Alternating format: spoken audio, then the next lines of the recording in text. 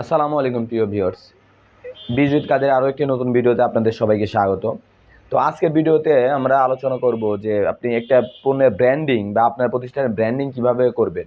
অর্থাৎ আপনি যে একটা প্রতিষ্ঠান শুরু করলেন, সেই প্রতিষ্ঠানের আপনি কিভাবে নাম সিলেক্ট করবেন বা সেই নাম নিয়ে কীভাবে মার্কেটিং করবেন। তো প্রথমেই আপনার নাম সিলেক্ট করার জন্য কয়েকটা বিষয় লক্ষ্য করতে হবে। আপনার নামটা আপনার ব্যক্তিগত নামে দিবেন না, মানে ব্যক্তিগত নামে না দেওয়াই ভালো। রিজিওনাল যদি হয়, যে স্থানীয় নাম, সেটা দিলে সমস্যা নাই। কোনো একটি ইউনিক নাম দেওয়ার চেষ্টা করবেন। পরবর্তীতে যদি ব্যবসার অংশীদারিত্ব বৃদ্ধি পায়, অথবা আপনার ব্যবসার শেয়ার পার্টনার, অথবা ব্যবসা যদি আপনি পরিবর্তন করেন, সেক্ষেত্রে কিন্তু আপনি খুব সহজেই সেটা পরিবর্তন করতে পারবেন। নামের কারণে আপনার কোনো ধরনের কোনো হ্যাসেল হবে না।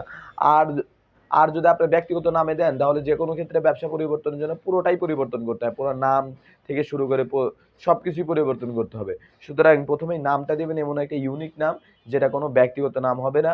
তবে যদি লোকাল বিজনেস হয়, স্থানীয় নাম হতে পারে। তবে স্থানীয় নাম বা ব্যক্তিগত নাম কোনোটাই না দিয়ে কোনো একটা ইউনিক নামে ব্যবসাটা শুরু করা উচিত, যেটা দিয়েই সরাসরি আপনার ব্র্যান্ডকে বোঝাবে। আর আরেকটা ব্যাপার হচ্ছে, ব্র্যান্ডের ক্ষেত্রে আপনাকে মনে রাখতে হবে যে ইউনিকনেস থাকতে হবে। কারো নামের কপি করা যাবে না। আপনি যেকোনো একটা ব্যবসা শুরু করলেন, অবশ্যই আপনার সেই ব্যবসাটা আপনার নিজস্ব নাম বা নিজস্বভাবে হতে হবে। কারণ নাম কপি বা এমন কিছু করা যাবে না। তাহলে কিন্তু আপনার একটা ব্যাড ইমপ্যাক্ট পড়বে। কি জন্য? আপনি কারো নাম যদি কপি করেন, সেম নাম যদি আরেকজন থেকে থাকে, তাহলে কিন্তু আপনার জন্য সমস্যা হবে।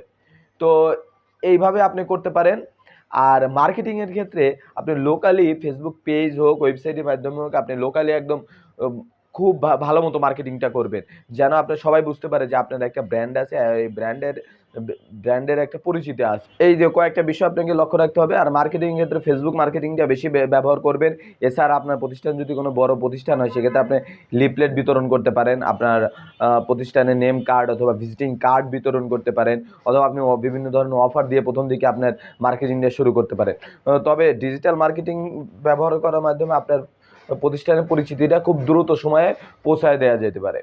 তো আপনি কোন ধরনের বিজনেস শুরু করতে চান? আমরা সেই ধরনের বিজনেস নিয়ে একক মার্কেটিং প্ল্যান নিয়ে আমরা আলোচনা করব। আমাদেরকে কমেন্ট করে জানাতে পারেন। তো আজকের ভিডিওটি কেমন লাগলো সবার কাছে? যদি ভালো লেগে থাকে, চ্যানেলটি সাবস্ক্রাইব করে আমাদের পাশে থাকবেন। আসসালামু আলাইকুম ওয়া রাহমাতুল্লাহ।